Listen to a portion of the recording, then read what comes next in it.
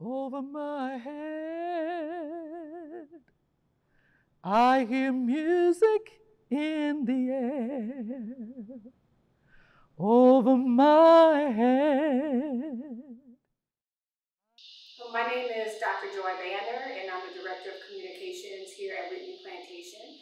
And we are in the big house, which was built through labor of enslaved people in 1791. Now, this is the bottom level of the house, and we have it staged, interpreted as a dining room, as you can see with the elegant table and the candles and the different fixtures that are here. So when we see a dining room table, especially in the context of a plantation, I think that in a lot of cases the narrative is about, the types of food that the owning family would have eaten and types of food that was prepared for them. And of course, in Louisiana, there would have been very many dishes that were prepared by enslaved people and that were coming based on those West African traditions. They also included food that was contributed from the indigenous culture, the Native American population. This is also the German coast, so you would have had the influence of Germans and Cajuns that were part of the food dishes. But what I want to emphasize is that when we talk about food, and especially with Louisiana, it's very much romanticized. Food is delicious, and we love talking about Creole Cajun dishes, which like jambalaya, gumbo, which are mostly African dishes, and they really don't get credit as African-based dishes. But more importantly, the importance of West African agrarian skills and the foods that they brought in, the vegetables, the melons, the sweet peas, the black-eyed peas, the greens, how instrumental that was for the survival of the colony. We forget that. So especially with rice. Rice is one of the main reasons why the colonies were able to even survive. If there was not enough food, then again, you would not have had any success with the French colonies. So it really is, the work and labor and knowledge of the enslaved Africans that was the base, so many of the skills that they had for the foundation of these colonies. Now, of course, this is where the owning family would have eaten, and the enslaved cooks would be preparing food for the family. And the kitchen to this house is really, it's very close. It's a detached kitchen, but the types of dishes, again, that the enslaved cooks were preparing would not be the same types of food that they had access to be able to eat. Enslaved people were fed rations, and it was their responsibility if they wanted to eat and supplement those rations, which if you think about that in an economic sense, it's in the planner's best interest to reduce costs. And by reducing costs, that means that you are reducing the nutrition of the enslaved people.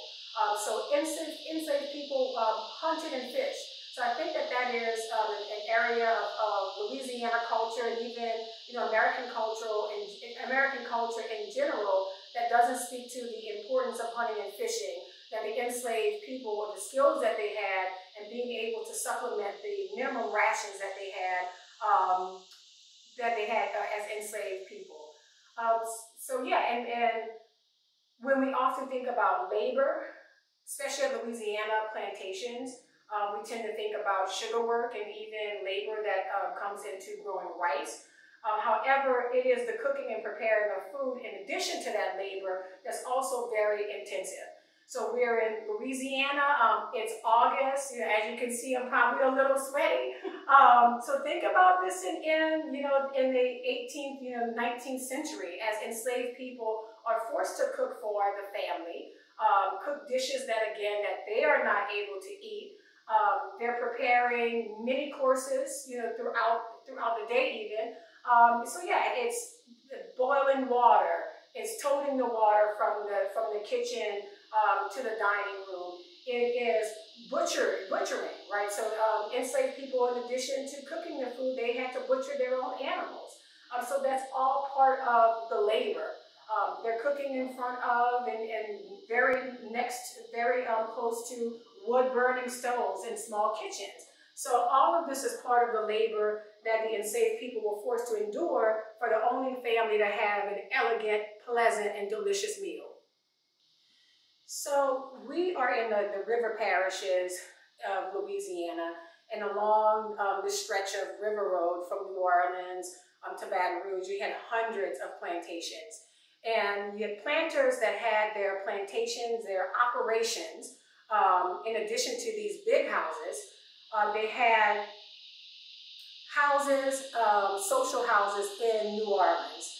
Now, when we talk about enslavement, and honestly, I am more knowledgeable of what enslavement looks like in a plantation, but it looks quite different in an urban setting. So first of all, New Orleans is spatially, it's everything is in close proximity to each other.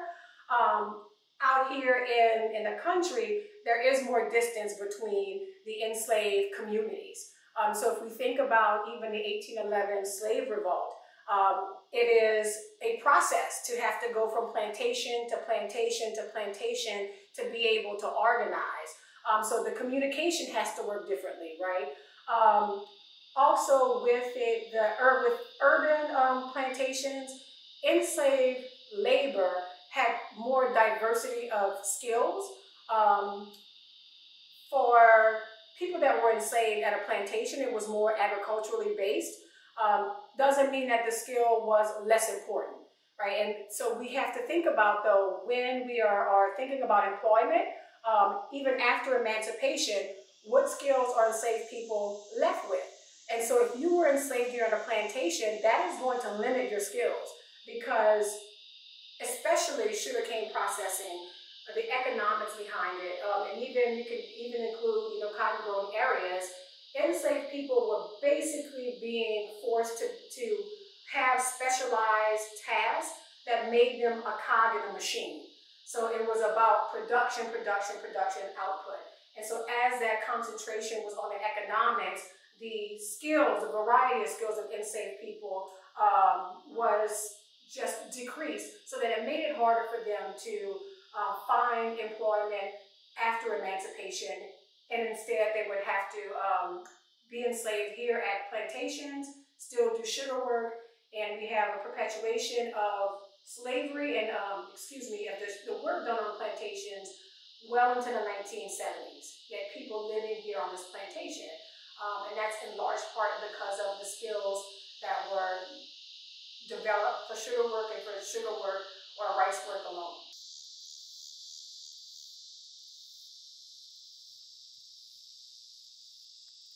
So we're in the kitchen. This is a detached kitchen at Whitney. It's very close to the house because the cooks that were enslaved here were cooking for the family.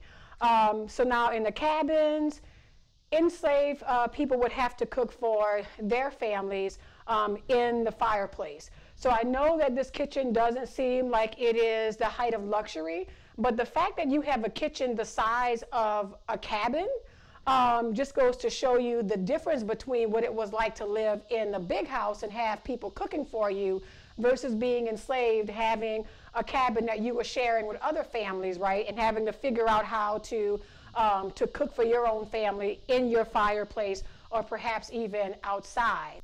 So we're in Louisiana, and of course it's very hot, and the cooks were forced to cook in front of this very large fireplace. As you can see, it's almost as tall as I am. That is an oven that's over on the other end. So just think about the heat that's involved with having a fireplace, with having an oven. All of this is going, all the time to make sure that the family has the types of foods that they want to eat. Over here, we have a butchering table. So again, enslaved people were not just responsible for the cooking of the food, but they had to prepare it, which meant butchering the food and preparing that for the family. Now, the types of food that they ate, they ate pigeon or squab. They ate fish, chicken, beef, pork. So again, these are food that they are having to prepare themselves. In addition, we have animals that are specific to Louisiana. So for example, turtle, is a dish that, that was prepared. So just think about the knowledge, the skills that are having to be developed so that they're able to cook all of these foods. In addition, spices. So spices is not something that is accessible to most people. They're very expensive. So what happens when enslaved people who certainly, cannot have spices, it is a luxury. What happens when they have to use those spices to cook for the family? Well, it's usually the mistress of the house that keeps the spices under lock and key. And when it comes to prepare the food for the family, those spices are carefully measured out and then taken away and locked up again so that enslaved people don't have access to the food. Now, again, enslaved people are cooking not only for the family, but for anybody that's coming to visit the family. And as a rule of hospitality, when people come and visit you, doesn't matter what time of the day it is, it's the enslaved people who have to get up and prepare food to properly welcome guests to the house. So again, their labor depends on whatever the desire of the family is, and even people that are visiting, they're responsible for cooking their food as well. This plantation started off as a rice and indigo plantation. That was the first cash crop. And that's important to understand that the skills of the West Africans was in rice growing and indigo growing. So it sets up the wealth of the family. But it's the sugarcane industry in the 1790s that really creates a vast amount of wealth for the planters here. So we have hundreds of plantations that line the river from New Orleans to Baton Rouge. And the geography, the landscape is divided up so that as many people could have access to the Mississippi River, which is the major export, and have access to the wealth, be able to raise or have enslaved people raise sugarcane so that they could create wealth for themselves. Now, sugarcane is considered one of the most brutal, if not the most brutal, crops to have to harvest. So the lifespan for an enslaved person that is working in the field, once they start working in the field, is 7 to 10 years. So you are dealing with the heat of Louisiana. You are dealing with the sharpness of the sugarcane leaves themselves, which could easily cut you. And remember that sanitation is a huge issue. So any cut that you have to your skin can create infection. Infection can lead to amputation or even death. So Louisiana is so brutal in terms of its sugarcane harvest and production that even amongst the enslaved people, Louisiana is considered the worst. So being sold downriver is in reference to enslaved people not wanting to be sold down to Louisiana. In addition to sugarcane production and sugarcane harvesting, in order to process sugar, it has to be done over extreme heat. So we have huge sugar kettles, iron sugar kettles that are placed over heat source. The sugarcane has to be, wait, let me back that up. So after the sugarcane is cut down in the field, it's brought to a sugarcane mill. The wealthier plantations, which this plantation had its own sugar mill, and that involved feeding a sugarcane stalk into a steam-powered, at one point, grinder. Now this is very dangerous because the clothing of the person that's feeding the sugarcane in could get caught into the machinery. And if that would happen, then that person's arm could be drawn into the machine and that person could be drawn into the machine. So it would be a practice sometimes for you to have someone that's standing alongside that machine. And if that happened, then that person would be released from their arm with the use of a machete or sharp knife so that they would not be brought into the machine. And that's another way of also exemplifying the danger that is involved in sugar production and food production. So we have, going back to this oven, there was a real danger of clothing catching a fire, right? And so enslaved people are having to do whatever they can, use whatever resources, use their ingenuity to find methods of being engaged in this labor in a way that increases their own safety and own health. So we are in the Antioch Church here on Whitney Plantation's site. It's not original to the plantation, but because of its significance, we were honored when the original congregation, who are still an active congregation today, wanted to donate it to Whitney when they heard that this was going to be a museum of slavery. And again, we were very honored to have it here on site. It was built by freed people in the 1870s. So after emancipation, this is the first time that African Americans are able to celebrate and worship of their own accord. So it is very important for them to have their own houses of worship. And so with money that they pulled together as part of their benevolent society and burial society, they purchased land and built their church. When they expanded, they offered the church to Whitney, and we brought it, moved it here on site. But when we speak about the Black church and its relationship to music, it's a very strong connection. And so when we think about the Africans and the beats, the rhythms, the songs, a variety of instruments, that's still with them in their spirit, you know, the first Africans that are coming over. And that musical spirit isn't lost, that musical culture isn't lost. In many ways, it is transferred over to our music. You can certainly hear that in the rhythms of New Orleans music, the bass lines and all. The second line tradition where people are waving their handkerchiefs. I have seen Nigerians still do that method of dancing. So that just gives you a sense of that connection, how important music and spirituality were, how important music was to spirituality. Now, I grew up and still am Catholic, and I grew up in a biracial church, so about half the congregation was African American, half was a white congregation. So honestly, I don't have that connection to the Black musical tradition. But, you know, I also think that is the reason why the Catholic Church has lost a lot of Black members.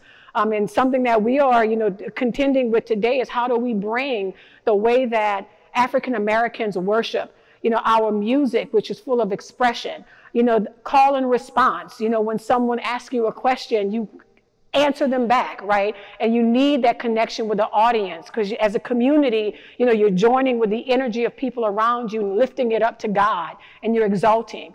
And if we think back to enslavement, how important it was to have that support of the fellow person next to you, right? To be able to connect your energies. Think about the trauma that people are going through in their daily lives, and their children are being sold, if they're just being beaten, and how important it would be to connect in music and spirituality. And so that's what, you know, our musical traditions evoke. There's a lot of the African influence in the musical instruments that are popular. So the guitars, the banjos, the lyrics even, we see that throughout the generations and the decades. So it's, for example, so if we think about just even the different terms that are used in our popular music, so boogie woogie is based off of an African term and terminology.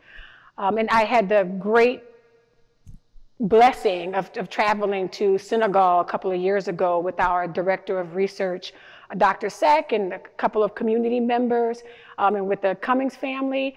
And we were part of a ceremony that celebrated the Black civilizations across the world, a Black diaspora. And central to that celebration was the music. And I was just astounded at how polyrhythmic, the influence, you're listening to West African music, but then it also, it has an Asian influence, you're hearing the Latin in it. And of course, you know, as we are hearing music and hearing that internationality of it, you hear how the songs are transferred to different cultures and how it's also received from different cultures, and the way that the Africans, through their music, through their dance, are able to, again, just lift that up in the spirit of connection and celebration. And I still think that, you know, we have those trends in our music today. And yeah, so like food and like the culture, music still holds so much of that African spirituality and African influence. So the start of plantation tourism really is the Union soldiers that were here throughout the South during the Civil War. So think about them coming to these huge mansions, throughout the South and being captivated, as we still are. We're captivated and seduced by the beauty, by the wealth of it all. And I think it's really interesting that you have Union soldiers who are literally fighting against this institution of enslavement, right? And they are at the very heart of what slavery means and the reason why they, are fighting and potentially will die. And they're still mystified by these plantations. So much so that, again, they have a desire to want to see these plantation houses and sites. So plantation tourism, especially when cars start to become more commonplace and road trips, start to occur more frequently, these plantations become sites, for extended road trips. So yeah, we have a long history of plantation tourism. We see a fascination with plantation and plantation culture. Of course, Gone with the Wind, is a classic example. We also see plantation life, especially pertaining to enslaved people and caricatures of enslaved people that are portrayed on postcards, on our everyday products, from soaps to pancake mix. Of course, we're all familiar with Aunt Jemima, to Uncle Ben's rice. And by the way, Uncle Ben is a real person, but why is he called Uncle? He was a rice cultivator who was actually an engineer. And it's very interesting that he's given the, I guess the diminutive uncle, which is a term that white owners would refer to their enslaved people by often. So again, it diminishes the agrarian brilliance of Uncle Ben by using that term uncle. But again, that's the whole mystique of plantations. And why is this something that becomes popular throughout the entire country, right? So even throughout the North, who is, supposedly, on the right side of history when it comes down to slavery. But when you expand that narrative and that dialogue about the roles and the places of Black people and the desire to have Black people as comforters and as servers or as servants, we see that played out, as a reflection of racial dynamics, which I certainly think is reflected in the way that plantations still present themselves and by what audiences from around the country still expect to see when they come to plantations. So the tourism industry in this region, honestly, it is very complicated for us. So for example, our tourist commission refers to this region as plantation country. I am a descendant of Whitney Plantation. I'm a descendant of Laura Plantation. I live here amongst the descendant community. And so the term plantation country is problematic because to me it still does not make space for or really speak to the truth of the trauma and the fact that these are enslaved prison labor camps, right? So with Whitney, the fact that we center the enslaved people at times has been at odds with what the tourism industry wants to portray. So we've been, forced into, in many cases, the back page of a pamphlet, right? Or the way that our message is communicated, it's either paired with a plantation that has a completely different narrative that glamorizes plantation life, and we are uplifted as I shouldn't say uplifted.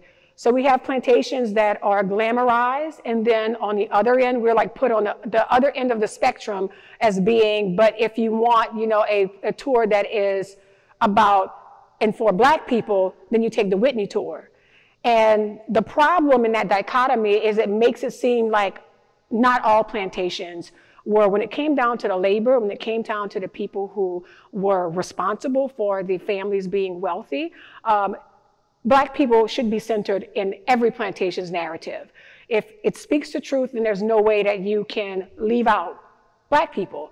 And so, yeah, we have been, at odds with that narrative at times. Thankfully, because of the reception of our visitors and the positive receptions of media, it has impacted the way that other plantation museums have changed and been more inclusive in that narrative. So we hope and we think that we've had a positive influence, but it's also, again, the demands of the audience. People wanting to know the truth is also responsible for that change.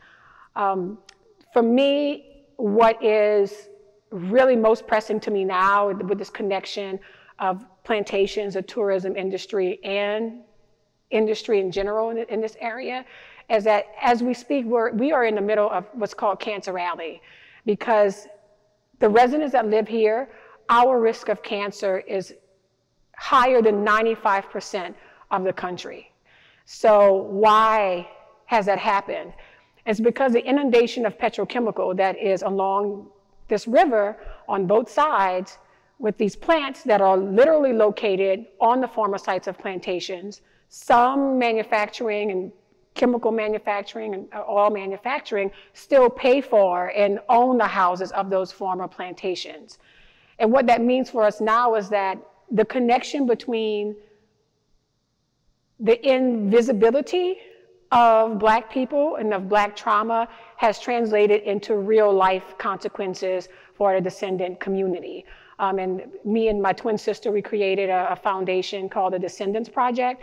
And what we are doing is addressing, the narrative of plantation glamorization, also, the funding of plantation tourism and tourist commissions that are not, being representative and respectful of the community and the descendant community. We are challenging, also presenting different perspectives in the narratives, different, opportunities, things that we don't know about. For example, Black churches are very historically important for us. So we are trying to uplift, those stories. Also, making space for Black descendant-owned businesses to have a chunk of the economics of plantation tourism, especially since their ancestors built these plantations. And then also fighting for land for the descendant community. So our land is in threat, our communities are threatened, and if they were in the hands of descendant communities, we would see a lot of change. So even reparative land justice, I think that we have good case to be able to argue that we have been failed on so many levels, and we see this, with Black communities all across the country, that I think that we have a good argument that the community, especially of descendants, should be in charge of former plantation land.